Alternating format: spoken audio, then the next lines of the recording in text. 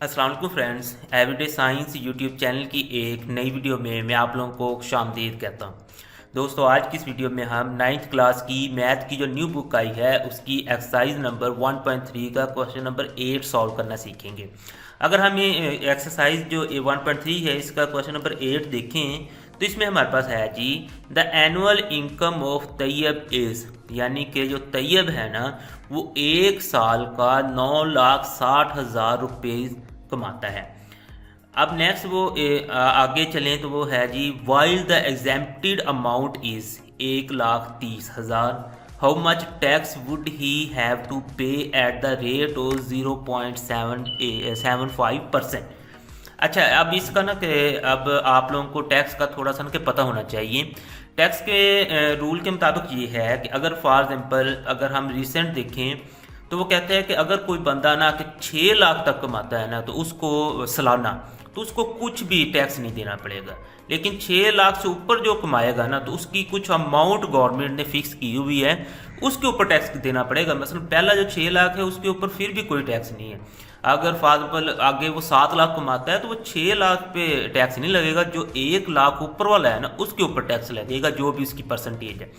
बिल्कुल उसी तरीके से ये है, वो कहता है कि तैयब कमाता है जी 9,60,000 रुपये। अगर वो 9,60,000 कमाता है तो गवर्नमेंट कहती है कि जो उसका 1,30,000 रुपये है ना उसके ऊपर तो उसे टैक्स नहीं देना पड़ेगा। एग्जेम्प्टेड अमाउंट उसने लिख दी, यानी कि 1,30,000 जो है ना टैक्स से छूट है उसकी। अब बाकी जो वो कहता है कि अमाउंट बची है ना उसमें आप लोग कैलकुलेट करके बताएं कि 0.7% के हिसाब से कितना टैक्स वो कमाएगा। तो हम इधर ना इसे हल करते हैं, तो हम लिख देते हैं एनुअल इनकम। आप लोग मज़ीद अगर लिखना चाहें तो एनुअल इनकम ऑफ तैयब भी लिख सकते हैं। तो वो आप लोगों के पास है जी 9,60,000 रुपये, ये हमारे पास है जी उसकी सालाना इनकम। अब नेक्स्ट हम एक और लफ्ज़ लिखते हैं एग्जेम्प्टेड अमाउंट, यानी कि टैक्स से छूट, यानी कि जितनी अमाउंट पे उसको टैक्स नहीं देना पड़ेगा वो कितनी है, वो 1,00,000 हमारे पास 30,000 रुपये है। ये हमने लिख लिया। अब नेक्स्ट है कि टैक्सेबल इनकम। अब तीसरा आप लोग लिख लें कि उसको टैक्स कितने पे देना पड़ेगा, टैक्सेबल इनकम। ये हमें सारी चीज़ें ना सवाल से मिल रही हैं।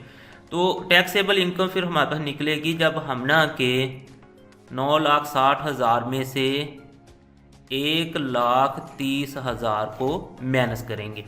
तो 9,60,000 में से हम ना कि 1,30,000 को माइनस कर लेते हैं। तो इसके लिए हमारे पास एक कैलकुलेटर है, तो हम करते हैं जी 9,60,000 माइनस 1,30,000, तो ये हमारे पास आ जाएगा जी 8,30,000, यानी कि 8,30,000 पे उसे ना का टैक्स देना पड़ेगा।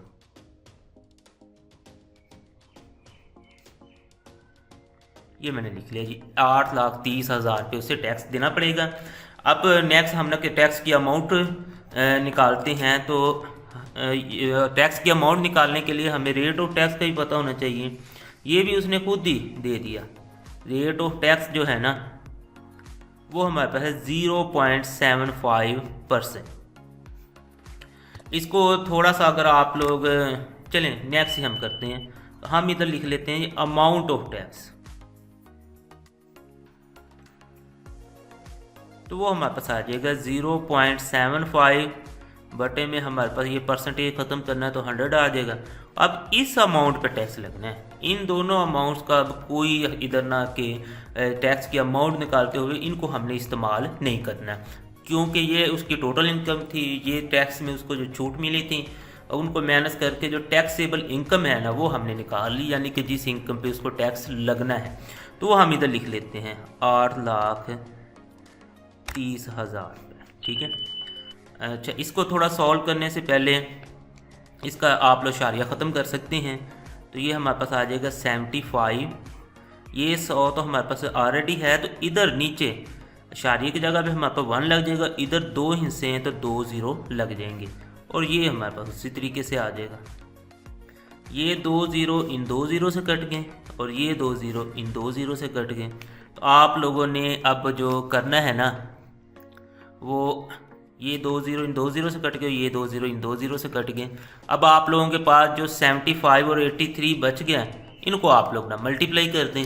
तो हमारे पास है जी कैलकुलेटर, हम ना के 75 मल्टीप्लाई 83 कर देते हैं, तो हमारे पास आए 6225। तो जो उसको उसे टैक्स देना पड़ेगा ना, वो है 6225 रुपीज़। तो ये आप लोगों का आंसर आ जाएगा। Thanks for watching.